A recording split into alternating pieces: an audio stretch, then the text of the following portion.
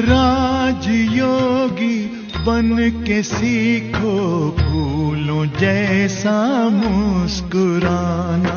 राजयोगी बन के सीखो फूलों जैसा मुस्कुराना। गुण प्रभु के गुनगुनाना, सब पे खुशियाँ तुम लुटाना। गुण प्रभु के गुनगुनाना, सब पे खुशियाँ तुम लुटाना। राजयोगी बन के सीखो फूलों जैसा मुस्कुराना।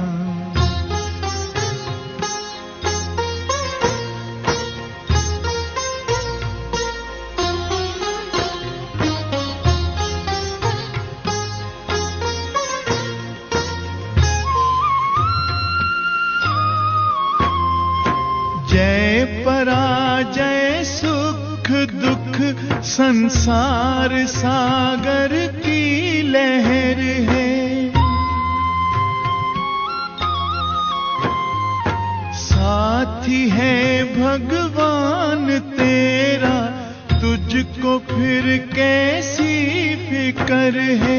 हंसते हंसते दर्द पीना, दीनों को दिल से लगाना। हंसते हंसते दर्द पीना, दीनों को दिल से लगाना। राजयोगी बन के सीखो फूलों जैसा मुस्कुराना।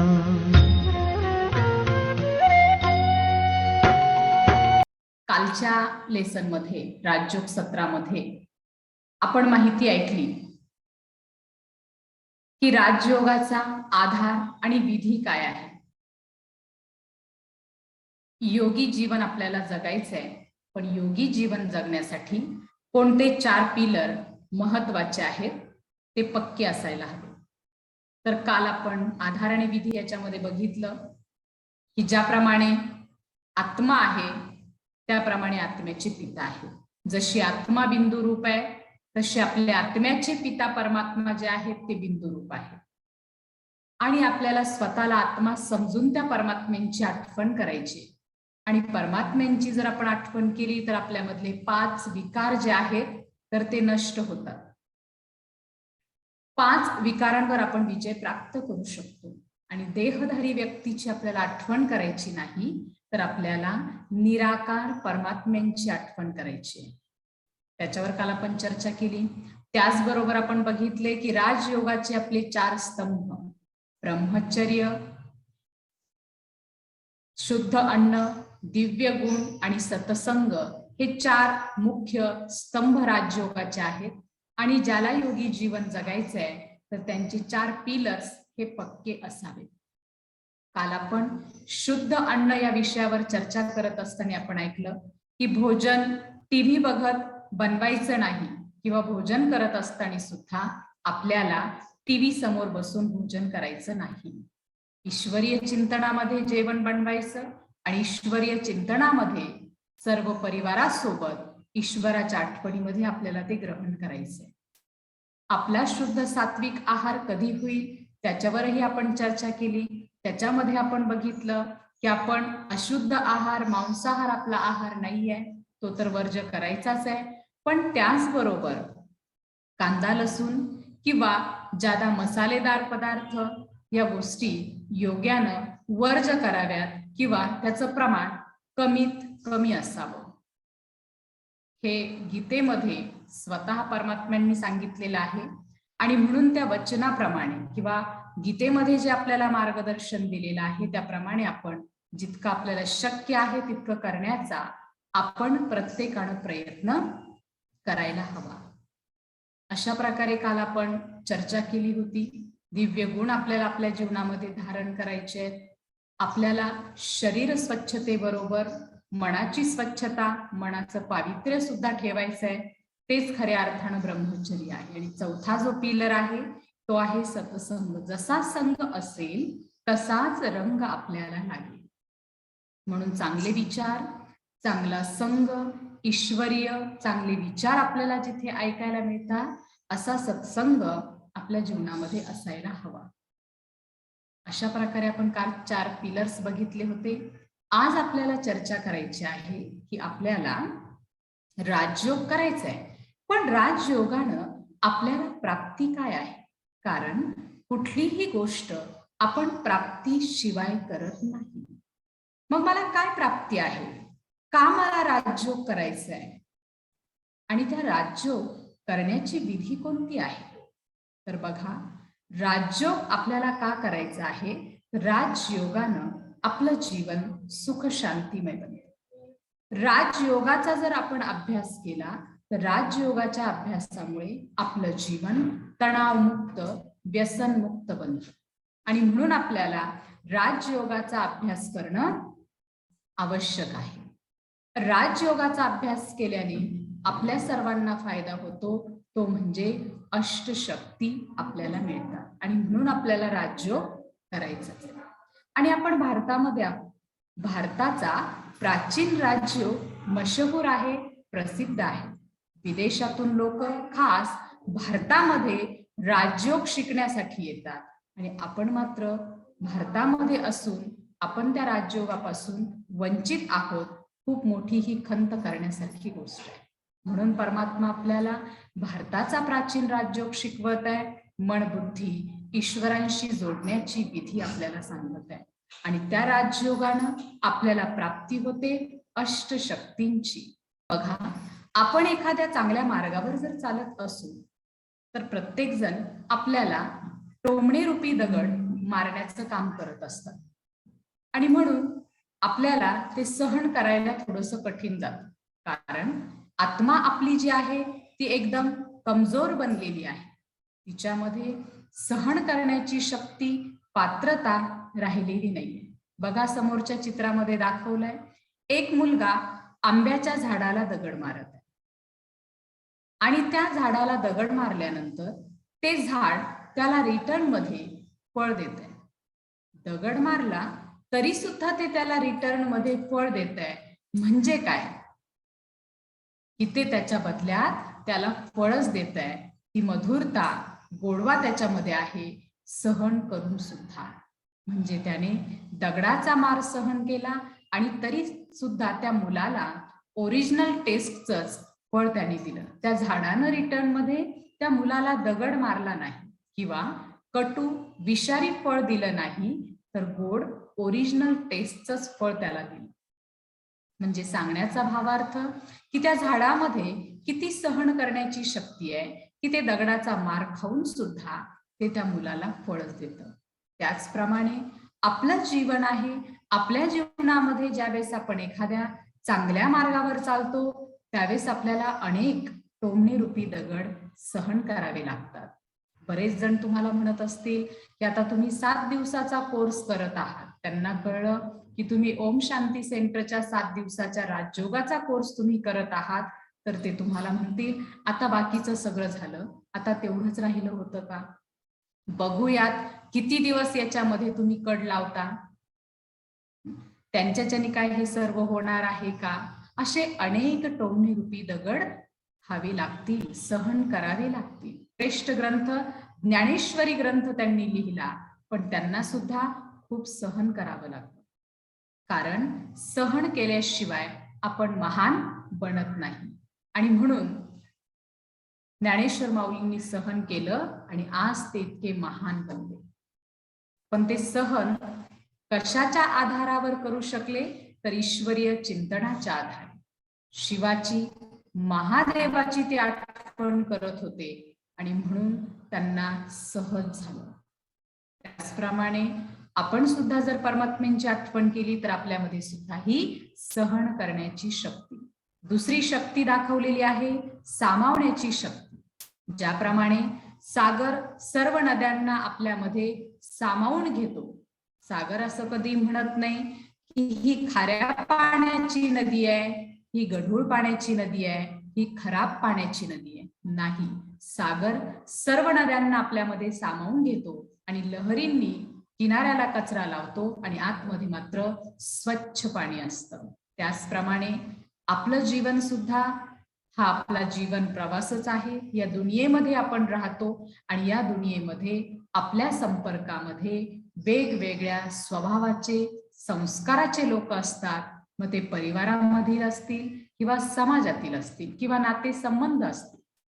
पण प्रत्येकाचा स्वभाव वेगवेगळा आहे. आपण सुद्धा सागरासमान सर्व नद्यांना आपल्यामध्ये सामावून घ्यायचं आहे आणि त्यांच्यातल्या वाईट चुकीच्या गोष्टी किनाऱ्याला म्हणजे बाजूला करायच्या आहेत आणि आपण प्रत्येकामधले फक्त गुण बघायचे आहेत आणि प्रत्येकाच्या स्वभावाला ऍडजस्ट करत सामावून घ्यायचे आहे. मग ती शक्ती सुद्धा ईश्वरीय चिंतनाच्या आधारे, कारण आपल्यामध्ये सामावण्याची शक्ती वाढण्यासाठी आपलं मन जे आहे ते स्वच्छ असलं पाहिजे, रिकामं असलं पाहिजे. त्यावेळेस आपण त्याच्यामध्ये सामावून घेऊ शकतो. जर माझ्या मनामध्ये विविध प्रकारचा कचरा आहे, अनेक सगळ्या गोष्टी आहेत, तर आपल्यामध्ये सामावण्याची शक्ती राहणार नाही. आणि म्हणून ज्यावेळेस आपण राजयोग करतो, परमात्म्यांची आठवण करतो, त्यावेळेस आपण आठवण करत असताना जो काही बोज आहे, जे काही विचारांचं टेन्शनचं ओझं आहे, ते सर्व आपण आपल्या पिता परमात्म्यांना दिलं पाहिजे, सांगितलं पाहिजे. म्हणजे आपण सर्वजण एकदम हलके होऊ शकतो. बघा, एखादी जर गोष्ट तुमच्या मनामध्ये आहे आणि ती गोष्ट तुम्ही जोपर्यंत कुणाला सांगत नाही तोपर्यंत तुमचं मन जड असतं, भारी असतं. पण ज्यावेळेस एखाद्याला आपण ती गोष्ट सांगतो तर आपण म्हणतो की आता माझं मन हलकं झालं, मोकळं झालं. का? कारण मनातलं सगळं ओझं आपण काय केलेलं असतं, समोरच्या व्यक्तीला सांगितलेलं असतं.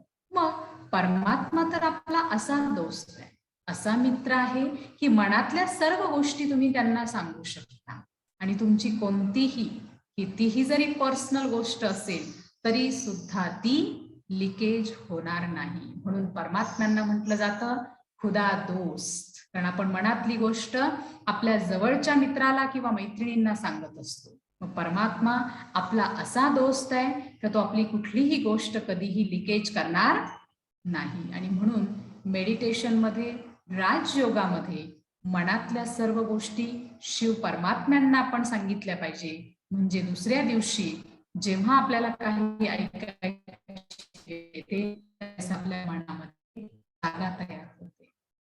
आणि ही गोष्ट आज पक्की करूया की व्यर्थ, विनाकारण, बिना कामाची कोणतीही गोष्ट आपल्यामध्ये भरायची नाही. कारण आपण म्हणजे डस्टबिन नाही, कचऱ्याचा डब्बा नाही. व्यर्थ हा कचरा आहे आणि व्यर्थचा कचरा आपल्याला आपल्यामध्ये भरायचा नाही. आपल्यामध्ये शुभश्रेष्ठ विचार भरायचे आणि कोणी कशाही स्वभावाचा असू द्या, परंतु आपल्याला सर्वांना सोबत घेऊन प्रत्येकाच्या गुणांना बघत त्यांच्या गोष्टींना सामावून घ्यायचंय आणि चुकीच्या गोष्टीचा त्यांना प्रेमानं, एकटे असताना व्यवस्थित, अगदी आदरयुक्त त्यांना त्या गोष्टीचा इशारा द्यायचा आहे किंवा समजून सांगायचंय. अशा प्रकारे मी जर आठवण करत असताना जर मनातलं ओझं परमात्म्यांना दिलं तर माझ्यामध्ये प्रत्येक गोष्ट सामावण्याची शक्ती वाढेल. तिसरं चित्र दाखवलेलं आहे, एक हिऱ्यांचे व्यापारी आहेत. परखण्याची शक्ती. हिऱ्यांचे व्यापारी हिरा हातात घेतला की ओळखतात हिरा असली आहे की नकली आहे. मग आपलं सुद्धा जीवन बघा, आपल्या संपर्कामध्ये अनेक प्रकारचे लोक येतात. मग आज कुणाला सुखाची गरज आहे, कुणाला शांतीची गरज आहे, ज्यांना ज्या गोष्टींची आवश्यकता आहे ते आपण त्यांना दिलं पाहिजे. मग परखण्याची शक्ती, ओळखण्याची शक्ती राजयोगाद्वारे येते. कारण आपल्याला चांगलं काय, वाईट काय, सत्य काय, असत्य काय याची परख आपल्याला ईश्वरीय ज्ञानामुळे होते आणि राजयोगामुळे आपण समोरच्या व्यक्तीला योग्य ओळखून आपण त्यांना जे पाहिजे ते आपण देऊ शकतो. नंतर चौथी शक्ती दाखवलेली आहे, निर्णय करण्याची शक्ती. तराजू दाखवलेला आहे. आज आपण बघत आहे की आपल्याला जर जीवनाचा निर्णय घ्यायचा असेल, लग्न करायचं असेल, वास्तू बांधायची असेल, कुठलंही आपल्याला शुभ कार्य करायचं असेल तर आपल्याला दुसऱ्यांचा आधार घ्यावा लागतो. आपण आपल्या जीवनाचे सुद्धा योग्य निर्णय घेऊ शकत नाही, परंतु राजयोगामध्ये इतकी ताकद आहे. राजयोगाचा जर आपण अभ्यास दररोज केला तर निश्चित आपण आपल्या जीवनाचा योग्य निर्णय घेऊ शकतो. इतकी राजयोगामध्ये ताकद आहे. कारण ज्ञानाच्या आधारे आपल्याला, ज्ञान म्हणजे समज, ज्ञानाच्या आधारे आपल्याला योग्य समज आलेली असते आणि म्हणून आपण जीवनामध्ये योग्य निर्णय घेऊ शकतो. म्हणून राजयोगामुळे योग्य यथार्थ निर्णय घेण्याची ताकद आपल्या आत्म्यामध्ये येते. आपण जर राजयोगाचा अभ्यास दररोज केला तर आपल्यामध्ये सामना करण्याची शक्ती येते. बघा, दोनही शक्ती एकमेकांच्या विरुद्ध आहे. मुलगा आंब्याच्या झाडाला दगड मारतो, तिथं सहन करण्याची शक्ती दाखवली, आणि 5वी शक्ती दाखवलेली आहे सामना करण्याची शक्ती. म्हणजे आलेल्या परिस्थितीला आपण सहज सामोरं जाऊ शकतो. पण कधी जर आपण परमात्म्यांची आठवण केली आणि त्यांना जर आपल्या सोबत ठेवलं तर. कारण परमात्मा भले स्थूल रूपाने आपल्या सोबत नाहीये, त्यांना शरीर नाहीये, पण ते आपल्या आत्म्यामध्ये शक्ती, बल भरण्याचं काम ते निश्चित करत असतात. आणि म्हणून जो निर्बल आहे तो बलवान होण्यासाठी, शक्तिशाली होण्यासाठी ईश्वराकडे जात असतो. आणि मग आपल्या समोर अनेक प्रकारच्या परिस्थिती येते, अनेक संकट येते. आपल्यामधून एखादा व्यक्ती निघून जाईल, आपल्या खूप जवळची प्रिय व्यक्ती असेल, पण तिच्या जाण्याचा सुद्धा त्या गोष्टीचा परिणाम आपल्यावर होणार नाही. आपण त्या परिस्थितीला सुद्धा सहज सामोरं जाऊ शकतो. सामना करण्याची शक्ती आपल्यामध्ये येत जाते, कारण आपल्याला ही स्मृती असते की स्वयं भगवान माझा साथी आहे, स्वयं परमात्मा माझ्या सोबतीला आहे, आणि म्हणून मी प्रत्येक परिस्थितीला सहज सामोरं जाऊ शकते. ज्याप्रमाणे कौरव पांडवांचं उदाहरण आपल्या समोर आहे की कौरव 100 होते आणि त्यांच्या बाजूने अब्जानी सैन्य होतं, पण तरी सुद्धा विजय कुणाचा झाला? 5 पांडवांचाच झाला, कारण त्यांच्या बाजूने श्रेष्ठ दैवी शक्ती होती. तसंच आपण कुठलंही कार्य करत असताना ही जर स्मृती ठेवली की माझ्या बरोबर स्वयं भगवान शिवबाबा आहेत, तर मी आलेल्या प्रत्येक परिस्थितीला सहज सामोरं जाऊ शकते. नंतर 6वी शक्ती दाखवलेली आहे सहयोगाची शक्ती.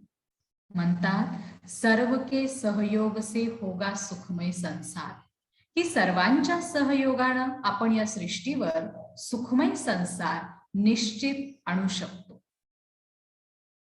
आणि म्हणून आपल्या समोर चित्र दाखवलेलं आहे बघा, प्रत्येकानं आपलं एक एक बोट लावलेला आहे आणि तो गोवर्धन पर्वत जो आहे तो उचललाय. इतका मोठा पर्वत फक्त एका करंगळीवर उचलेल का? नाही.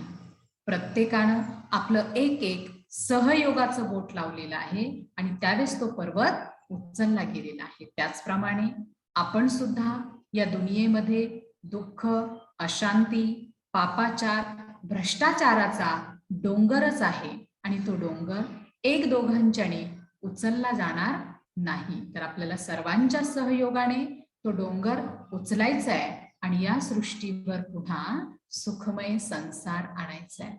तर तो होईल सर्वांच्या सहयोगाने. आणि आपली सहयोगाची भावना कधी तयार होईल की ज्यावेळेस माझ्या बुद्धीमध्ये असेल की आपण सर्वजण त्या एका ईश्वराची मुलं आहोत. विश्व बंधुत्व भावना आपली ज्यावेळेस बनेल त्यावेळेस आपण या दुःखरूपी डोंगराला, या कलियुगाला निश्चित परिवर्तन करू शकतो.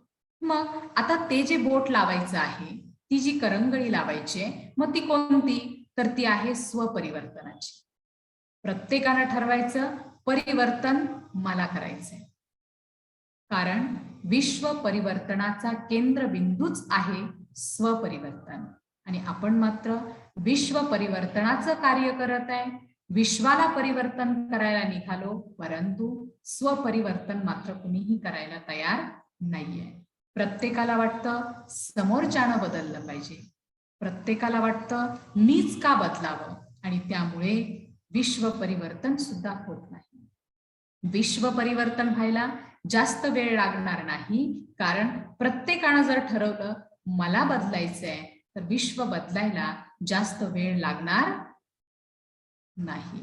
आणि ज्यांना वाटतंय खरंच या विश्वामध्ये परिवर्तन व्हावं तर स्वपरिवर्तनाला आपण सुरुवात करू, कारण जे काही करायचं असेल ते मला स्वतःपासून सुरुवात करायची. कारण मी समोरच्या व्यक्तीला नाही परिवर्तन करू शकत, मी समोरच्या व्यक्तीच्या मनाला नाही बदलू शकत, पण माझं मन माझ्या हातात आहे, माझ्या कंट्रोलमध्ये आहे. आणि स्वतःला परिवर्तन करणं हे आपल्या हातामध्ये आहे. म्हणून आपण दुसऱ्यांच्या परिवर्तनाचं नाही, परंतु स्वपरिवर्तनाचा मात्र निश्चित आपण सर्वजण प्रयत्न करू शकतो. बऱ्याच जणांना असंही वाटतं की इतका पापाचा इतका भ्रष्टाचार वाढलेला आहे आणि कशा प्रकारे ह्या सृष्टीमध्ये परिवर्तन होईल. परिवर्तन हा निसर्गाचा नियम आहे आणि परिवर्तन हे होणारच आहे. परमात्मा परिवर्तन करवण्यासाठी या सृष्टीवर आलेले आहे आणि म्हणून परमात्मा आपल्याला सांगत आहे की तुम्ही जर स्वपरिवर्तन केलं तर विश्वामध्ये परिवर्तन निश्चित होऊ शकतं. आणि स्वपरिवर्तन करण्यासाठी स्वतःचं मन आणि बुद्धी त्या परमात्मा पित्याशी आपल्याला जोडणं जरुरी आहे. ज्यावेळेस मी राजयोगाचा अभ्यास करेल तर निश्चितच माझ्यामध्ये परिवर्तन व्हायला सुरुवात होईल. कारण राजयोगाचा अभ्यास करत असताना आपण आपलं स्वपरीक्षण करत असतो आणि त्या स्वपरीक्षणामध्ये आपल्याला आपल्यातल्या त्रुटी लक्षात येतात आणि आपण परिवर्तन करू शकतो. म्हणून सहयोगाची जी शक्ती आहे ती सुद्धा आपल्याला ईश्वराच्या आठवणीमुळेच येईल. नंतर 7वी शक्ती जी आहे ती दाखवलेली आहे विस्ताराला संकीर्ण करण्याची शक्ती. कासव दाखवलेला आहे. कासवाची विशेषता आपल्या सर्वांना माहितीच असेल. दुसरी गोष्ट, कासव जे आहे ते नेहमी कुठे दाखवतात? विशेषतः मंदिराच्या बाहेर. मूळ मंदिर जे आहे त्याच्या बाहेर कासव दाखवलं जातं. कासव का दाखवतात? बऱ्याच जणांना माहिती नाहीये. अनेकांना हा प्रश्न विचारल्यानंतर ते सांगतात की आम्ही आतापर्यंत कासवाच्याही पाया पडायचो आणि मंदिरात जायचो, गर्दीमध्ये त्या कासवावरून जायचो, पण का कासवाच्या पाया पडायचो किंवा का त्याला मंदिराबाहेर ठेवलं जातं? कधी मनामध्ये हा प्रश्न आला नाही का? कधी त्याच्यावर विचार केला नाही का? कासव जे आहे, कासवाची विशेषता आहे, ज्यावेळेस त्याला चालायचंय त्यावेळेस तो आपले हात पाय बाहेर काढतो, ज्यावेळेस त्याला जेवायचंय त्यावेळेस तो तोंड बाहेर काढतो. म्हणजे ज्यावेळेस त्याला त्या कर्मेंद्रियांची गरज आहे त्यावेळेस तो वापरतो, इतर वेळेस तो आकुंचन करून ठेवतो आणि म्हणून त्याचं आयुष्य सुद्धा खूप जास्त आहे. तो त्याची शक्ती अजिबात वाया जाऊ देत नाही.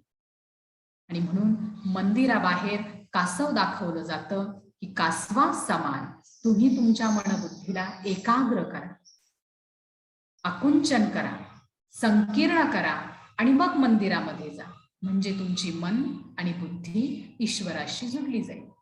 परंतु आपण कासवाच्या पाया पडतो, मंदिरामध्ये जातो आणि मंदिरामध्ये जाऊन ईश्वराला सांगतो की हे ईश्वरा माझं तेवढं काम होऊ देत, मला हे पाहिजे, माझी ही इच्छा पूर्ण कर. म्हणजे मंदिरात गेलो तरी आपली बुद्धी बाहेरच आहे, कारण आपण कासवाचा आदर्श घेऊन मंदिरामध्ये गेलोच नाही. ते मनबुद्धीचा विस्तार झालेला आहे. आवश्यकता आहे मनबुद्धी वापरा. ज्यावेळेस तुमचं काम होईल त्यावेळेस मन बुद्धी एकाग्र करून माझं स्मरण करा.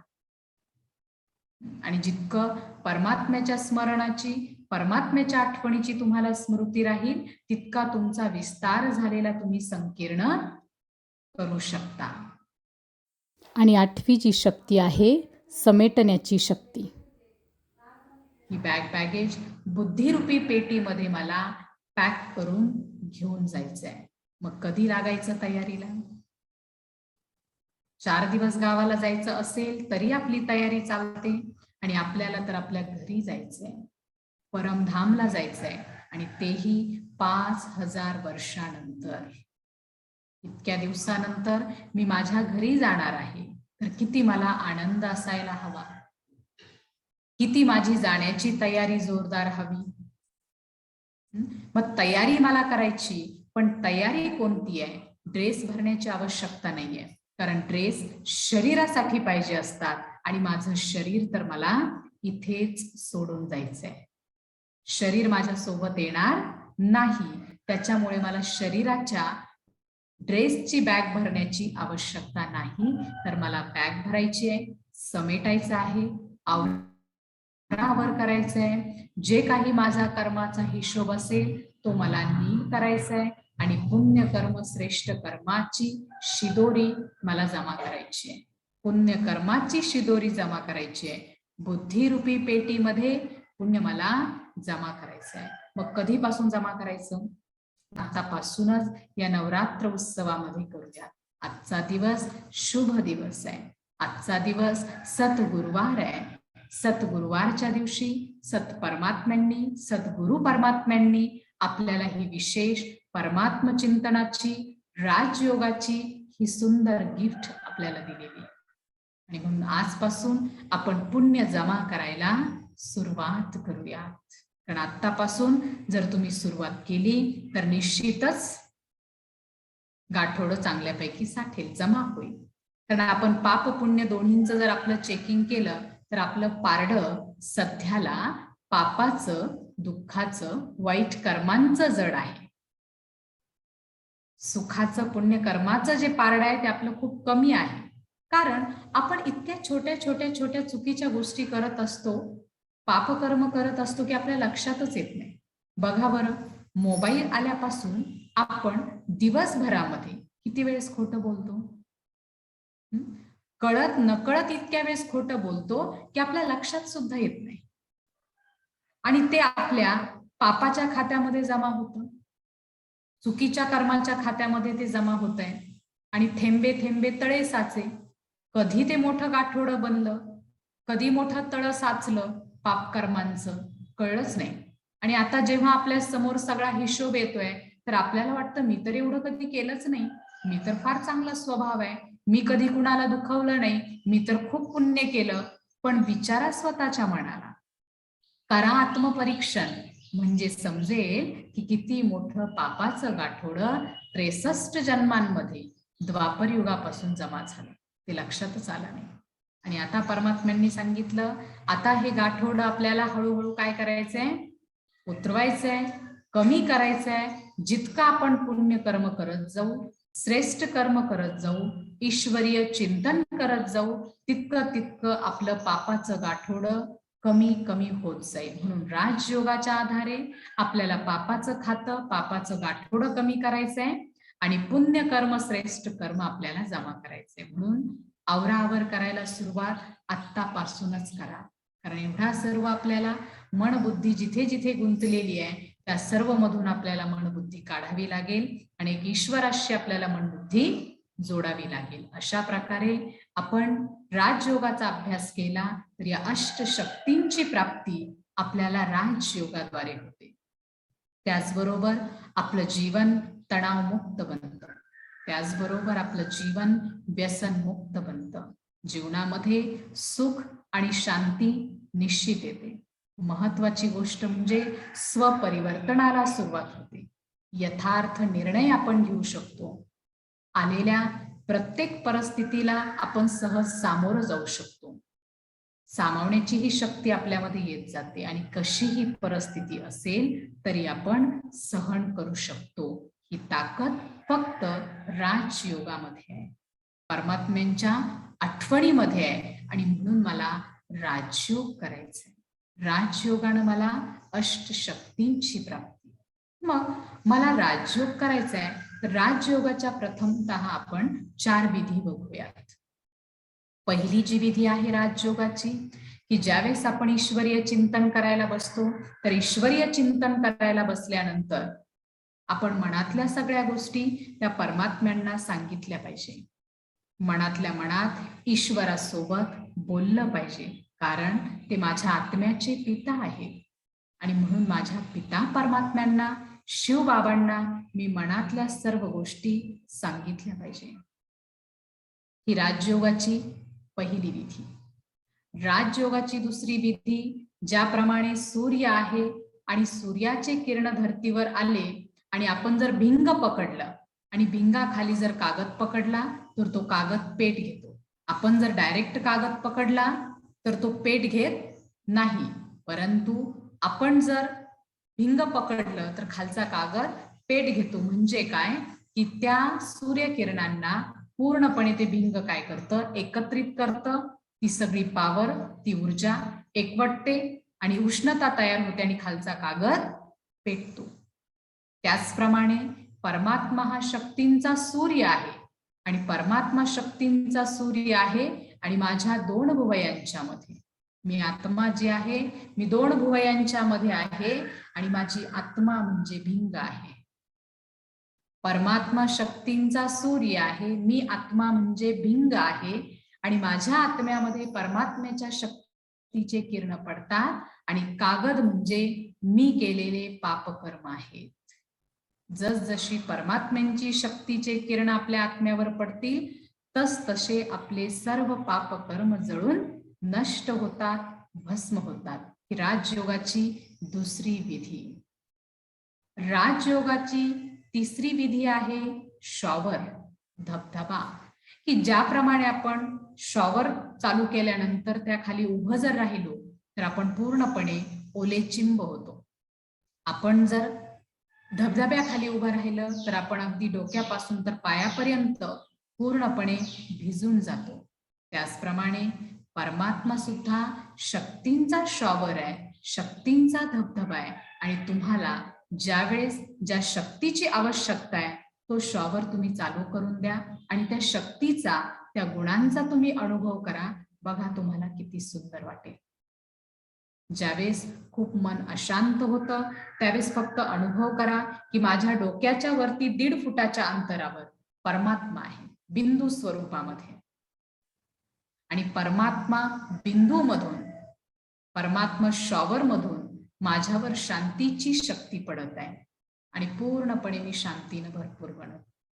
कधी कधी वाटलं दुनियामध्ये कोणी निस्वार्थ प्रेम करणारं नाहीये, तर परमात्मा प्रेमाचा स्रोत आहे, सागर आहे आणि प्रेमाचा शॉवर चालू करा आणि पूर्णपणे त्या प्रेमाच्या शक्तीमध्ये पूर्णपणे न्हावून निघा. अशा प्रकारे तुम्ही परमात्मा शक्तीला शॉवरच्या रूपानं आपल्या आत्म्यामध्ये पूर्णपणे भरू शकता. ही राजयोगाची तिसरी विधी. राजयोगाची चौथी विधी की राजयोग आपल्याला करायचा आहे. पण राजयोग करण्यासाठी किंवा ईश्वराची आठवण करण्यासाठी मन जर एकाग्र होत नसेल तर त्यावेळेस आपण ज्या काही आपण चांगल्या गोष्टी ऐकलेल्या आहेत, सत्संग ऐकलेला आहे किंवा 7 दिवसामध्ये जे आपण कोर्स ऐकलेला आहे राजयोगाचा, त्या सर्व श्रेष्ठ गोष्टींचं चिंतन करा, शुभ गोष्टींचं चिंतन करा आणि हळूहळू हळू आपलं मन पुन्हा स्थिर होईल आणि मग आपण मेडिटेशन करू शकतो. ही चौथी विधी ही याच्यासाठी आहे की ज्यावेळेस तुमचं मन एकाग्र होत नाही त्यावेळेस. अशा प्रकारे या राजयोगाच्या 4 विधी आहेत. आणि 5वी जी विधी आहे ती आहे मन आणि बुद्धीनं डायरेक्ट परमात्म्याजवळ, ईश्वराजवळ जाणं. मग कशा प्रकारे जायचं? फक्त विचार केल्याने आपल्यामध्ये शक्ती येते का? बऱ्याच जणांना असं वाटू शकतं की फक्त म्हटल्यानं आपल्याला ताकद येऊ शकते का? फक्त आपण असा विचार केला म्हणजे शक्ती आपल्यामध्ये भरली जाईल का, असा प्रश्न मनामध्ये येऊ शकतो. परंतु का नाही? कारण सर्व खेळ विचारांचाच आहे. जसे तुम्ही विचार कराल तसेच हार्मोन्स तुमच्या शरीरामध्ये तयार होतील. याच्यावर एक खरोखर घडलेलं उदाहरण आहे. जेलमध्ये याच्यावर रिसर्च केला. एका कैद्याला फाशीची शिक्षा झाली, परंतु त्या सर्व जेलर, तिथले अधिकारी त्यांनी ठरवलं की यांना फाशी न देता आपण कोब्रा नागाच्या दंशानं याला मारू आणि बाकीच्या सर्व कैद्यांना साईडला उभं केलं. मध्यभागी जिथं फाशी द्यायची जागा आहे तिथं त्या व्यक्तीला उभं केलं आणि तिथे कोब्रा नाग सोडला आणि त्या व्यक्तीला कोब्रा नाग चावला. तर कोब्रा नाग चावल्यानंतर त्या व्यक्तीचा मृत्यू झाला, त्या कैद्याचा मृत्यू झाला. पुन्हा काही दिवसानंतर पुन्हा एका व्यक्तीला फाशीची शिक्षा झाली. मग त्यावेळेस सुद्धा त्यांना सांगितलं, त्या कैद्यांना, की तुला फाशीची शिक्षा झालेली आहे, पण तुलाही आम्ही अशाच प्रकारे मारणार आहोत. त्याच्या तोंडाला काळा कपडा बांधला जातो आणि तिथं उंदीर सोडले जातात. उंदीर सोडले जातात, तर त्या व्यक्तीला उंदीर चावला, त्या कैद्याला उंदीर चावला की त्याच्या मनात यायचं मला कोब्रा नाग चावला. पुन्हा उंदीर चावला की त्याला वाटलं की आता हे विष मला चढलं. असं करत करत थोड्या वेळानं त्या कैद्याचा मृत्यू होतो. आतापर्यंत असं कधी ऐकलं का की उंदीर चावला आणि मनुष्याचा मृत्यू झाला? नाही. पण त्या कैद्याचा मृत्यू झाला आणि मृत्यू झाल्यानंतर त्याचं पोस्टमॉर्टम केलं, पीएम केलं. तर पीएम केल्यानंतर त्या रिपोर्टमध्ये त्या व्यक्तीच्या शरीरामध्ये कोब्रा नागाचं पॉइझन सापडलं. कसं काय झालं? त्याच्या शरीरामध्ये उंदीर चावलाय, कोब्रा नागाचं विष कसं काय तयार झालं? तर तयार झालं विचारांनी. त्याचे विचार तसे चालले की माझ्या शरीरामध्ये कोब्रा नागाचं विष आहे, मला कोब्रा नाग चावलेला आहे आणि खरोखर त्या व्यक्तीच्या रिपोर्टमध्ये कोब्रा नागाचं विष निघालं. मग जर तिथं जर असं होऊ शकतं, ती गोष्ट तर मृत्यूच्या संबंधित आहे, ती तर विषाच्या संबंधित आहे. मग मी जर चांगले विचार केले तर माझ्या जीवनामध्ये चांगले बदल नाही होऊ शकत? माझ्या जीवनामध्ये चांगल्या गोष्टी नाही घडू शकत? ते चला कैद्याचं उदाहरण होतं, पण तुम्हाला सुद्धा प्रॅक्टिकल जीवनामध्ये सर्वांना अनुभव असेल. तुमच्या घरामध्ये तुम्ही जेवण करून व्यवस्थित बसलेला आहात आणि अचानक आपल्याला न्यूज येते, फोन येतो किंवा कुणीतरी निरोप आपल्याला सांगतं की आपल्या खूप जवळची प्रिय व्यक्ती जी आहे तर ती ऍक्सिडेंटमध्ये किंवा हार्ट अटॅकनी मृत्यू झालाय, मरण पावली. तो निरोप कळाल्यानंतर तुम्ही इतके व्यवस्थित असता, पण व्यवस्थित असताना सुद्धा अचानक काय होतं? तुमच्या हातापायाला गोळे येतील, हार्टबीट वाढतील, धडधड सुरू होते लगेच, कुणाला लगेच चक्कर येईल. हे सगळे बदल होतात. कशाच्या आधारावर? विचार. कारण अगोदर तुम्ही बसलेला होता, नॉर्मल विचार चालू होते, तुम्ही नॉर्मल होता. पण ज्यावेळेस एखाद्याच्या मृत्यूचा, जवळच्या प्रिय व्यक्तीच्या मृत्यूचा निरोप आपल्याला कळतो, त्यावेळेस लगेच आपल्या जीवनामध्ये विचारांमध्ये असा बदल होतो आणि तसेच हार्मोन्स आपल्या शरीरामध्ये तयार होतात आणि बरोबर तशाच गोष्टी लगेच आपल्याला जाणवायला सुरू होतात.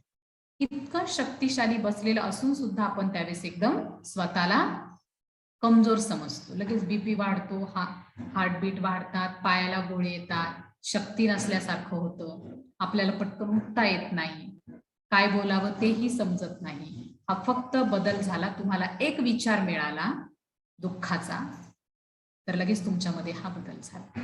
पण त्याच्याच विरुद्ध जर आपण एखादी गोष्ट बघितली, आपल्याकडे एखादं शुभ कार्य आहे, वास्तुशांती आहे किंवा लग्न समारंभ आहे किंवा कुठलाही शुभ कार्यक्रम आहे, त्यावेळेस मी बऱ्याच जणांचा अनुभव ऐकला की 3 दिवस झाले व्यवस्थित झोप नाहीये, वेळेवर जेवण नाहीये, पण तरीही एनर्जी येते. हो, कुठून येते ती?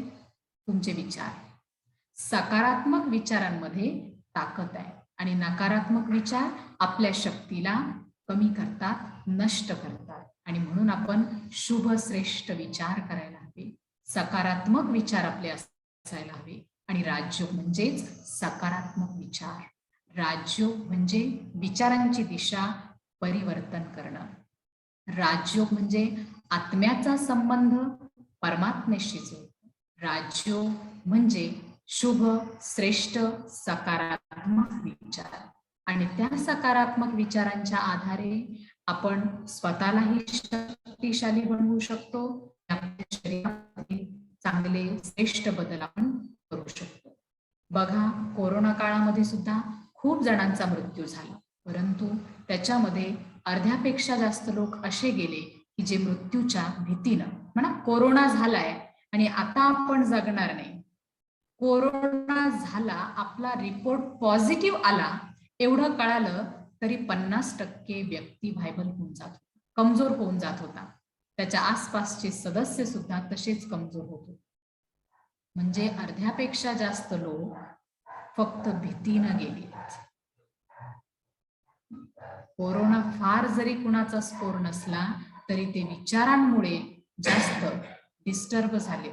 काही लोकांना त्रास झाला, पण काही फक्त विचारांच्या आधारे.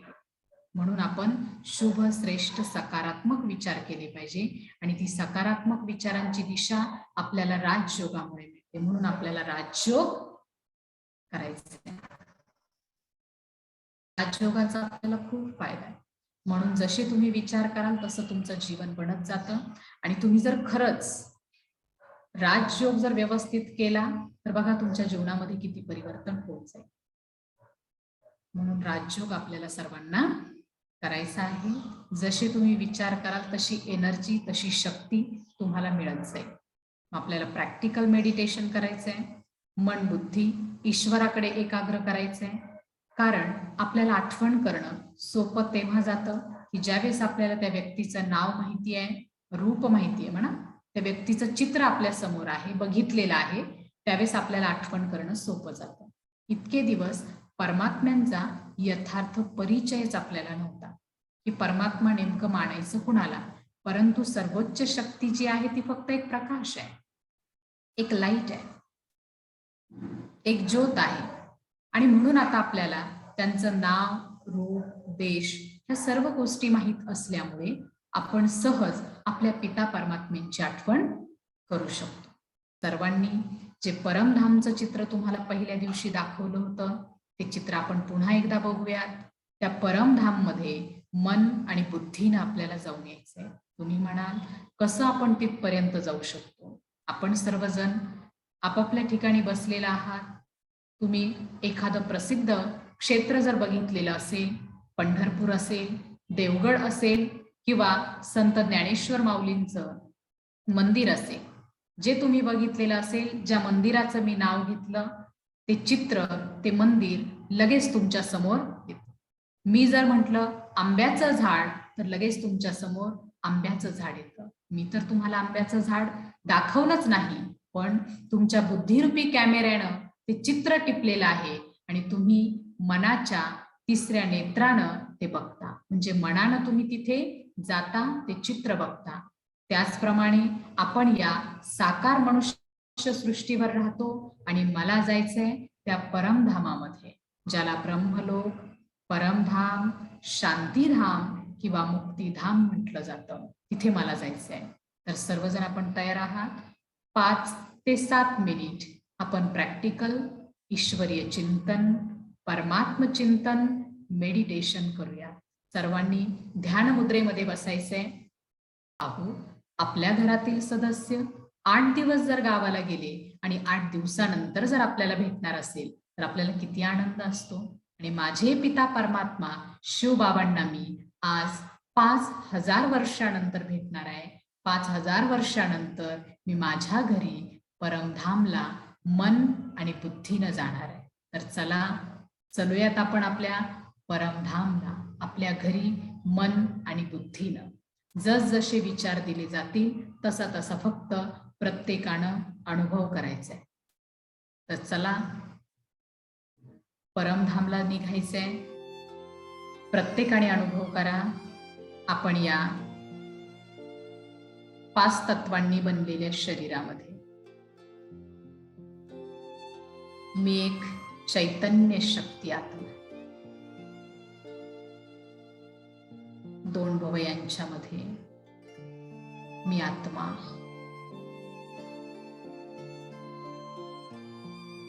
एक प्रकाश आणि त्या आत्मज्योतीचा प्रकाश माझ्या संपूर्ण शरीरामध्ये.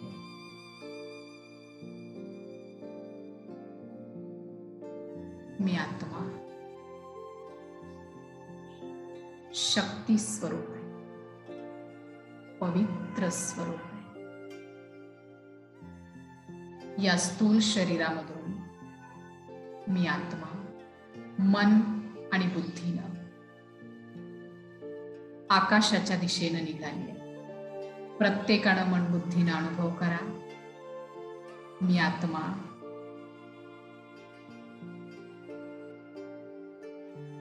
या शरीरामधून एक सफेद प्रकाश, लाईटचं शरीर,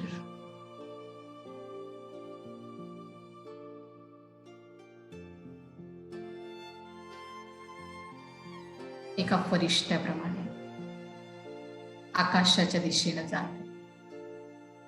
प्रत्येकाने डोळे बंद करून अनुभव करण्याचा प्रयत्न करा, हे दृश्य बघण्याचा प्रयत्न करा.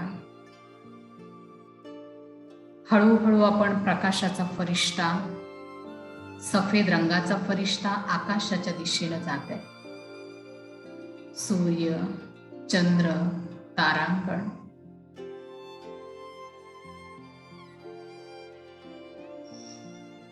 आकाश,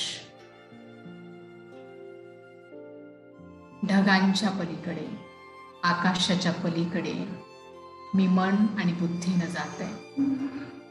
अनुभव करा, आकाशाच्या पलीकडे त्रिदेवता माझ्या समोर आहेत, ब्रह्मा, विष्णू आणि महेश. या त्रिदेवतांना मनापासून नमन करा. प्रजापिता ब्रह्मा, ज्यांच्या शरीरामध्ये परमात्म्यांनी येऊन आपल्याला ईश्वरीय ज्ञान दिलं, त्या प्रजापिता ब्रह्मांच्या समोर आपण फरिश्ता विराजमान, आणि ब्रह्मांच्या भ्रुकुटीमध्ये 2 ज्योती चमकत आहे. एक ब्रह्मांची आत्मज्योती आणि एक शिवबाबांची शिवज्योती.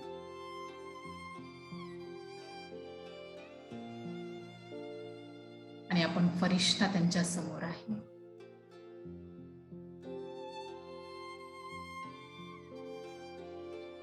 शिवबाबा आपल्या डोक्यावर हात ठेवत आहे. अनुभव करा, स्वयं भगवान, स्वयं परमात्मा शिव माझ्या डोक्यावर त्यांनी हात ठेवलेला आहे. आणि माझ्या डोक्यामधून अशुद्ध विचार, दुःख, टेन्शन जे काही आहे ते सर्व ते त्यांच्या हातामध्ये शोषून घेत आहे. आणि मी एकदम हलकी होत आहे. बघा, परमात्म्यांचा हात आपल्या डोक्यावर आहे. आपल्या डोक्यामधून सर्व अशुद्धी, दुःख, टेन्शन सर्व ते त्यांच्या हातामध्ये शोषून घे. आणि मी एकदम हलकी होत आहे, एकदम शुद्ध आणि पवित्र बनत.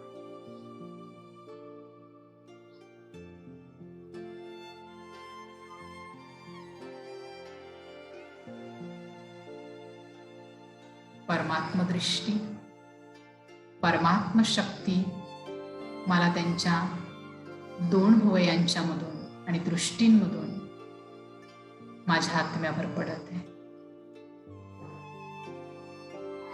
बघा, आपल्या समोर 2 ज्योती आहेत, एक शिव ज्योती आणि ब्रह्मांची आत्मज्योती. आणि आपण आपल्या फरिश्ता लाईटच्या प्रकाशाच्या शरीरामध्ये आपण आत्मा त्यांच्या 2 भुवयांच्या मधून आणि दृष्टीमधून परमात्मा, सुख, शांती, पवित्रता या सर्व शक्ती माझ्या आत्म्यामध्ये भरत आहे. आता हळूहळू मला या प्रकाशाच्या शरीराला सोडाय. सूक्ष्मवतनमध्ये मी माझ्या प्रकाशाच्या शरीराला पण तिथं सोडत आहे. आणि मी निघाली आहे परमधामच्या दिशेनं, जिथे सर्वत्र लाल प्रकाश.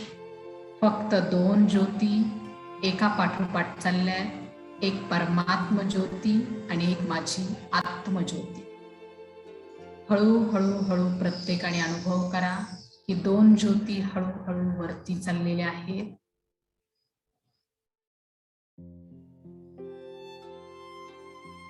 आणि आपण त्या परमधाम मध्ये पोहोचलोय. सर्वत्र लाल प्रकाश आणि त्या लाल प्रकाशामध्ये फक्त परमात्मा शिव ज्योती आणि मी आत्मज्योती, फक्त दोनच ज्योती मला दिसत. अनुभव करा. हळूहळू हळू त्या दोन ज्योती एकमेकांच्या समीप येतात, आणखी समीप, आणखी समीप, एकमेकाला टच होतात. खूप मोठा अग्नी तयार होतो आणि त्या अग्नीमध्ये माझे सर्व पाप कर्म जळून नष्ट होत आहेत.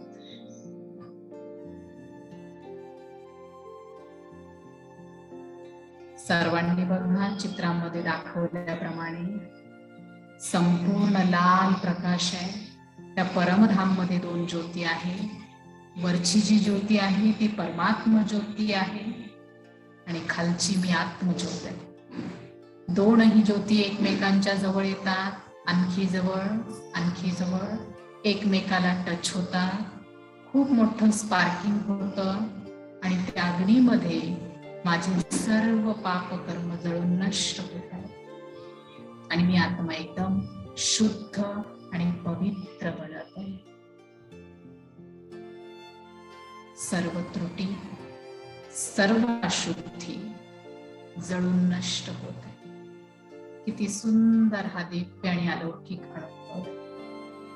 आज फक्त मी आणि माझ्या आत्म्याचे पिता परमात्मा बिंदुरूप शिव बाबा, दोनच बिंदी, संपूर्ण लाल प्रकाश, आत्मज्योती आणि परमात्मा ज्योती. आत्मा आणि परमात्म्याचं हे मंगल मिलन आहे, दिव्य मिलन आहे, श्रेष्ठ मिलन. घट दोनही ज्योती एकमेकांना स्पर्श करत त्या प्रकाशामध्ये मी आत्मा पोहोचत आणि माझ्या आत्म्याचे सर्व अंधकार, दुःख, परेशानी, पाप सगळं नष्ट होऊन जात. मी एकदम शुद्ध पवित्र आत्मा बनत, एकदम दैवी आत्मा बनत आहे. किती सुंदर आजचा दिवस आहे. फक्त मी, आत्मा आणि माझ्या आत्म्याचे पिता परमात्मा. हे सुंदर दिव्य अलौकिक मिलन, अनेक जन्मांचे पापकर्म नष्ट करणारं मिलन, दिव्य मिलन. अशा प्रकारे मी रोज माझ्या पिता परमात्म्याला भेटण्यासाठी परमधामला जाईल, जे माझ्या आत्म्याचं आणि माझ्या पित्याचं घर आहे.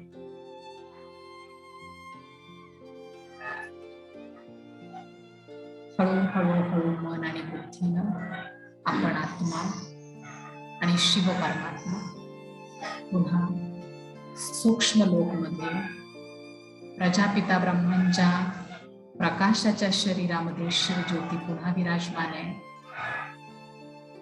आणि मी आत्मा माझ्या प्रकाशाच्या शरीरामध्ये विराजमान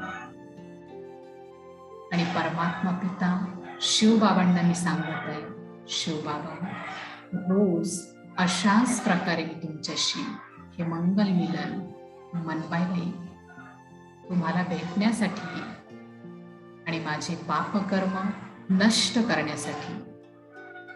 कारण 63 जन्म अनेक पापकर्म, चुकीच्या गोष्टी माझ्या हातून झाल्या असतील आणि हे पापाचं गाठोडं नष्ट करण्यासाठी मी रोज अशाच प्रकारे तुम्हाला भेटायला. शिवबाबा माझ्याकडे स्मित हास्य करत मला आशीर्वाद देत आहे. तथास्तु. तुम्ही जो संकल्प केलेला आहे तो संकल्प पूर्ण हो. जोपर्यंत या शरीरामध्ये प्राण आहे तोपर्यंत मी माझ्या पिता परमात्म्यांना, शिवबाबांना भेटण्यासाठी रोज येईल.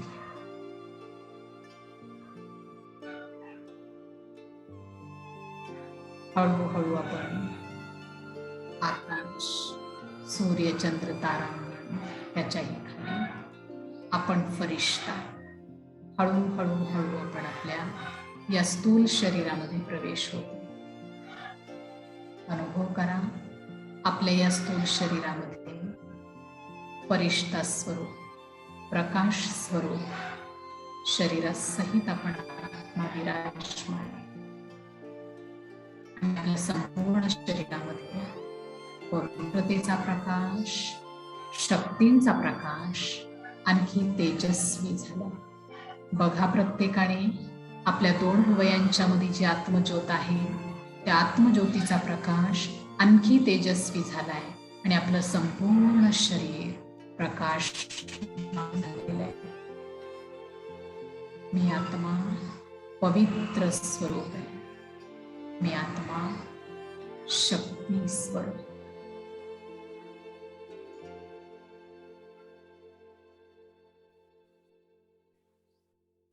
ओम शांती.